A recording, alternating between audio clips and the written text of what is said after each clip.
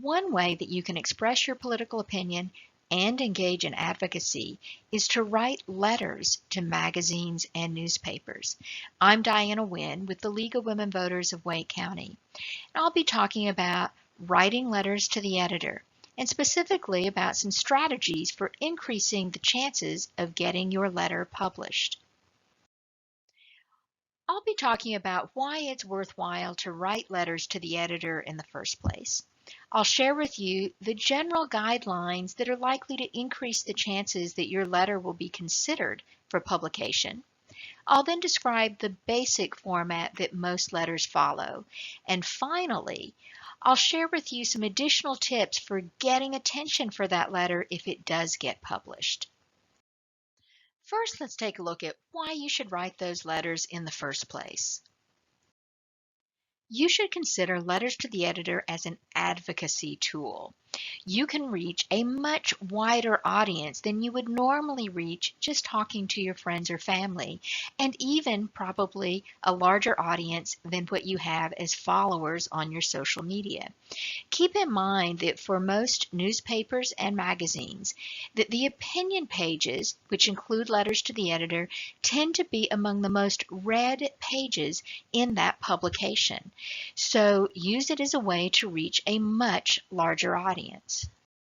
Keep in mind that your elected officials likely subscribe to the major newspapers and magazines in your area. And when they're not reading every article or every issue, they very often have a staffer who monitors the media for them. So your letter to the editor can be a way to communicate with an elected official and as a result serve as an advocacy tool. I'd like to discuss an additional reason many people should be writing more letters to the editor. What you're seeing is an example of the letters to the editor that were published in one issue of my local newspaper one day, the News and Observer. And you don't need to read all of these letters, but they all have something in common, even though each letter is on a different subject and each writer is from a different city. What do all of these letters have in common? They appear to have all been written by men. Unfortunately, women and people of color are underrepresented in the opinion pages of our major publications. So, in order to have your voice heard, women and people of color need to make sure they're submitting those letters to the editor. I want to talk about this in a little more detail. There has been some research on the underrepresentation of some people on the opinion pages of major publications. Only 15 to 20% of those who appear on the opinion pages are women in legacy publications. These are publications that are old and very large, like the New York Times and the Washington Post. Slightly more women are represented on newer online sites, but still well under the 50% of women representing the population. And student-run publications have the most women represented. Opinion pages are also dominated by white people. Research suggests that African Americans are half as likely to submit a letter to the editor and therefore are less likely to be represented on those opinion pages. Here's an example with my local newspaper, the News and Observer in the Raleigh, North Carolina area. I decided to track gender representation in the opinion pages for a random 3-month period. What I found was that among the letters to the editor over those 3 months, only 30% appeared to be written by women. Among the opinion pieces like commentary and op-eds, only 28% were written by women. And of the political cartoons that appear on the opinion pages, only 4.8%, less than 5%, were done by women. So why are most of the letters that are published in newspapers and magazines written by white men? Because white men submit more letters, even when readership is evenly split between men and women. Why is this the case? One researcher theorizes that it's the result of a confidence gap. Women think that they're not skilled enough to write a good letter, or that others won't be interested in what they think. Men, on the other hand, tend to believe that they have an opinion that is worthwhile and that they're entitled to be heard. This is not a problem. Women need to be more confident about expressing their political opinions and feeling that they also are entitled to be heard. It appears that part of the problem is that women may doubt themselves, and as a result, they don't submit as many letters, which means that more letters by men are published. But the end result is that women's voices then are not heard or represented on those opinion pages. If you want to be heard, you need to believe that you have a worthwhile opinion and that you're equally entitled to be heard. So write those letters. I'm often asked, is it worth the effort of writing a letter even if it doesn't get published? Because not every letter you write is likely to get published. And I believe it is worth the effort. Even if it doesn't get published, your letter is read by the editorial staff, and as a result, it might influence and educate them on an issue. Also keep in mind that the more letters that they receive on a particular topic, the more likely they're going to devote some additional space to that issue. All of those letters tell them that their readers are interested in that issue, so you contribute to that decision making. And finally, the more you write, the better you'll get at it. While all your letters may not be accepted, write often, and some of them are likely to get published. Now that you have some idea of why it is worthwhile to write letters to the editor of newspapers and magazines, I'm now going to talk about the general guidelines you need to follow that will increase your chances of getting your letter published. So how do you increase the chances that you're going to be published? Well, most importantly, you need to follow the publication's instructions for submitting letters to the editor. But what's important to understand is those instructions may vary some across publications. Here I'm going to talk about the basics that they'll normally require. Typically, there will be a word limit, and usually it ranges from about 150 to 250 words. Some publications will simply reject anything that is longer than their word limit. Others will edit them down if they intend to use them. You want to eliminate any formatting in your letter, so don't use things like boldface, italics, or underlining. Those kinds of formatting elements will be done by the editor or more likely will not appear on those opinion pages. So don't put them in your letter to the editor just for someone else to remove.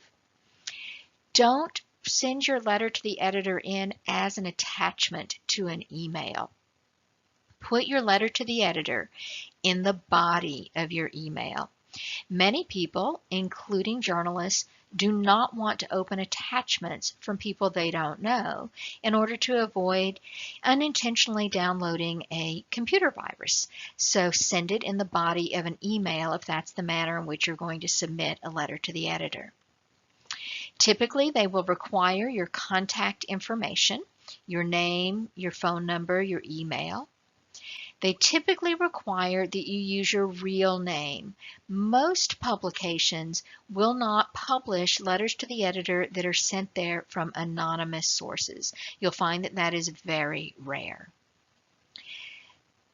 There are often rules from some publications as to how often you can submit a letter to the editor. Other times there's no stated rule, but many people use a rule of thumb of not submitting more than once a month. It's rare that a publication would publish 2 letters from you within the same month. So space out your submissions.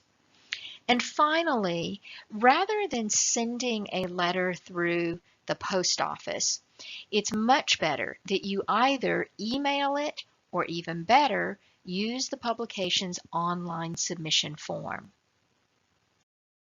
Rather than sending a letter to the editor through the traditional postal service, you do want to either email it or submit it through the publication's online submission portal.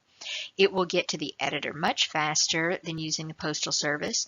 And also, your letter will already be in an electronic format. That allows it to be easily copy and pasted into the platform that the publication needs in order to get it ready for publication. What you're seeing on your screen is an example of a submission portal for my local newspaper. Note that at the top there's some instructions, and it clearly indicates that the letter cannot exceed 200 words. They also make clear that they have the right to edit that letter regardless of how you submit it. They're then going to ask, in this case, the name of the person submitting it, their email address, and their phone number. They will not publish your email or phone number, but they do need a way to reach back out to you in case they have questions about your letter, or maybe they even want to interview you. They then ask for your address, and in particular, your city and state will be important to them. Very often, the city and state you're from will be published in the magazine or newspaper, but not your address. And then you'll see at the bottom the space for you to actually write in your letter to the editor. I don't recommend that you actually draft your letter within this space. Instead, use your own word processing software like Word and create it in a Word document where you can edit it, spell check it, and count the number of words.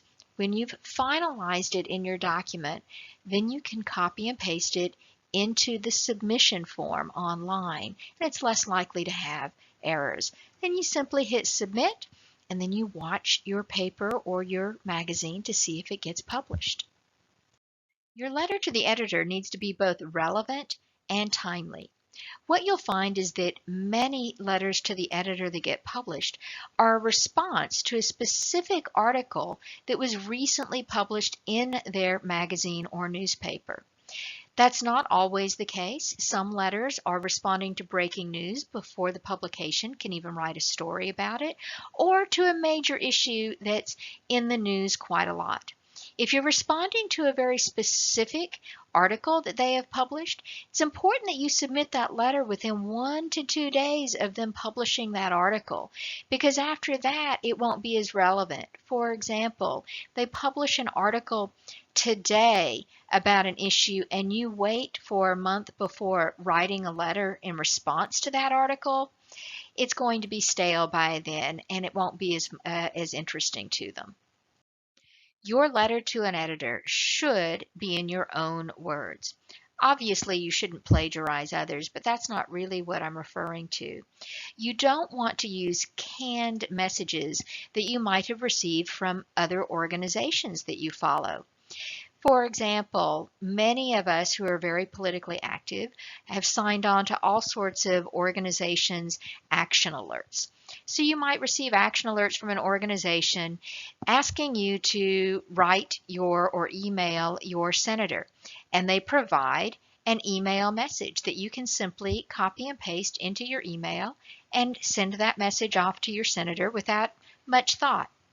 I strongly recommend that you do not try to use those canned messages for letters to the editor. They simply will not be published and they're not compelling. So you want to put your letter to the editor in your own words.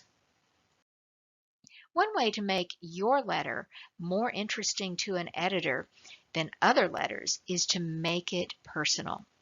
If you have some expertise in an area, and maybe you're just a quasi-expert, but that's okay, you might want to consider writing your letter from the perspective of your expertise. So a scientist could write about the impacts on climate change from their scientific perspective. A nurse could write about the need for affordable health care from the perspective of his or her personal experiences in that job. Or an education researcher might talk about the importance of pre-K.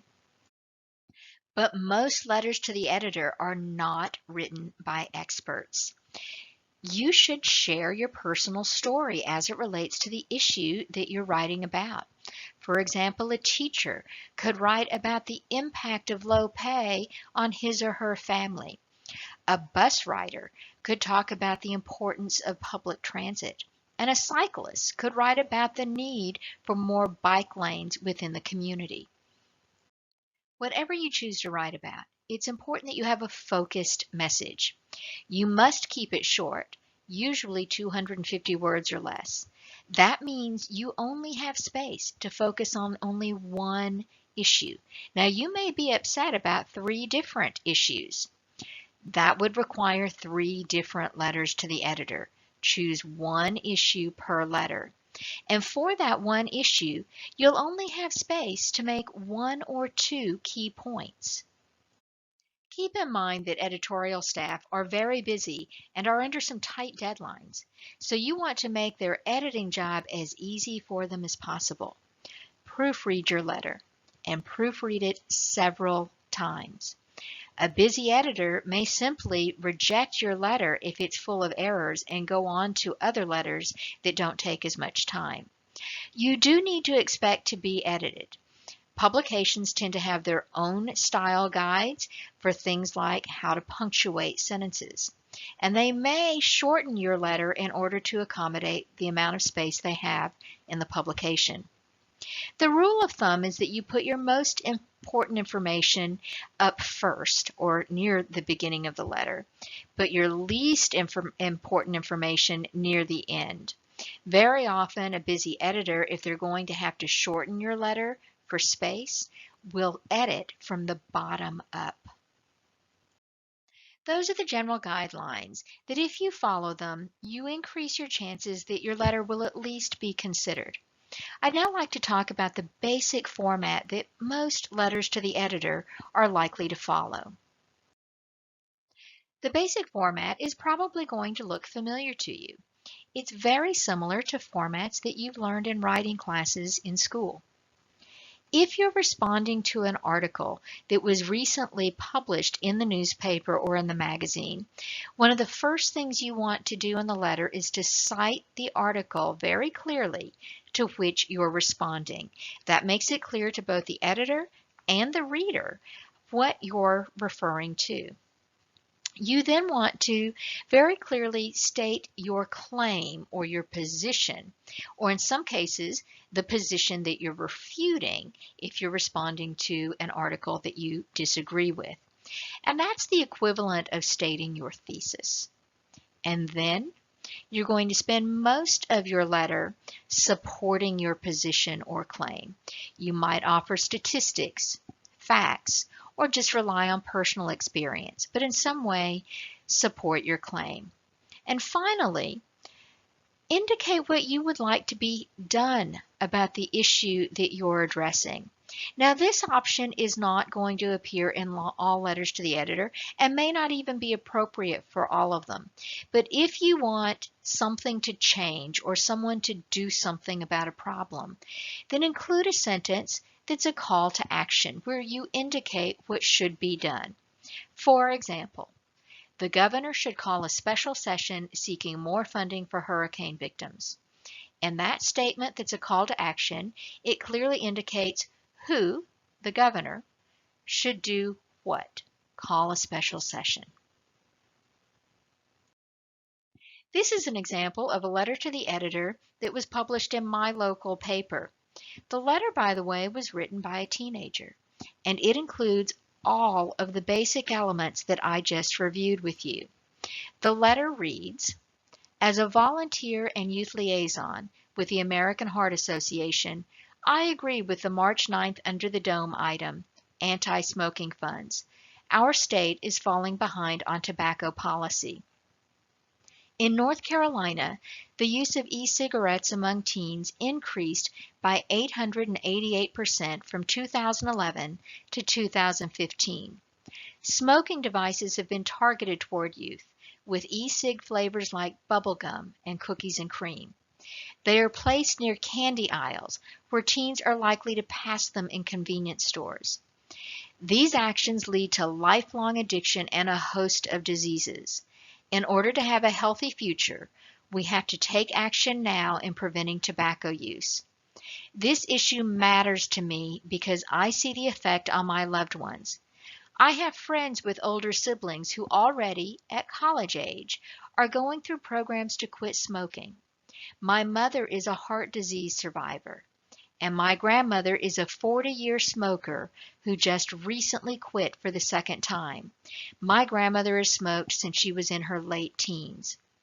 If people who have experienced as much as she has struggle to quit smoking, how do we expect young people to stop any easier? Now let's take a look at how each of the elements that I've reviewed with you are covered in this letter. So in her very first phrase of this letter, she establishes that she has some expertise. She's both a volunteer and a youth liaison with the American Heart Association. Also within the first sentence, she indicates the article within the newspaper that she is responding to, and she clearly cites that article. It was the March 9th article entitled Anti-Smoking Funds. She then clearly states her claim that she agrees our state is falling behind on tobacco policy, and she does all of that in one sentence. She then spends the second paragraph supporting her claim, where she has a statistic, and then she offers facts about the flavors of these e-cigarettes and where they're placed within the candy aisles. She uses most of her third paragraph supporting her claim with personal stories related to the college-aged siblings of her friends, her mother, and her grandmother. She does have a general call to action where she indicates we have to take action now in preventing tobacco use. So in this one short letter that is under 200 words, this teenager fulfills all of the basic elements of a good letter to the editor. If this teenager has the confidence to sit down and pen a letter like this, I know that most of you can too. So far, I've spent some time explaining the general guidelines and rules that you should follow. However, sometimes the rules should be broken. Here's an example of a letter to the editor that appeared in my local paper a couple years ago. The title is Any HB2 Arrests Yet? HB2 refers to a House bill that was very controversial then about the use of bathrooms by transgendered people. The letter simply reads, "It's been a year now. How many arrests and prosecutions have there been of violators of the urgently needed House Bill 2 law?" And that's the end of the letter. It doesn't follow any of the guidelines that I've presented, yet it very clearly makes a point. So normally you're going to follow the guidelines and the format that I've presented to you today. However, there may be circumstances where you find a more poignant way to make your point. Finally, I want to share some tips for getting more attention about your letter if it gets published. If the issue that you're writing about in your letter to the editor involves a particular politician or elected official, consider actually including the name of that politician in your letter, because when it gets published, that's likely to get their attention. Remember that politicians often subscribe to their local papers and magazines, and if they don't happen to see your letter when it's published, they very often have staff that monitor the media for them and will alert them that they've been mentioned. Now, this is a way to really leverage your letter to the editor as a direct advocacy tool with your elected official. The issue you're writing about may instead be about a corporation or an industry. If that's the case, consider including the name of the corporation or organization that you have concerns about. Again, that is likely to get their attention. Keep in mind that corporations monitor the media to see when and where they're mentioned and what people are saying. But don't just rely on a politician, an organization, or their staff to make sure that your letter is seen by them. Once your letter is published, You can either mail them a copy of the letter or send them an email with the link to the published letter to make sure that they are seeing it. You want to make sure that they know what you had to say and that it actually got published. And finally, don't forget about your own communications platforms that you may control. If you're on social media and you get a letter to the editor published someplace, make sure you post a link to it on any of your social media platforms. Let others know what you had to say and that it got published. In summary, it's important that both women and people of color write more letters to publication outlets in order to have your voices represented on those important opinion pages. It's important that you follow instructions in order for your letter to even be considered for publication. You have to be focused in developing your message and write it in an organized way. Consider sharing a personal connection to the issue that you're addressing in your letter so it stands out from the other letters that have been submitted. And finally, think about all the ways that you can use a letter to the editor as an advocacy tool, especially after it's been published. For more information about the League of Women Voters of Wake County, go to lwvwake.org.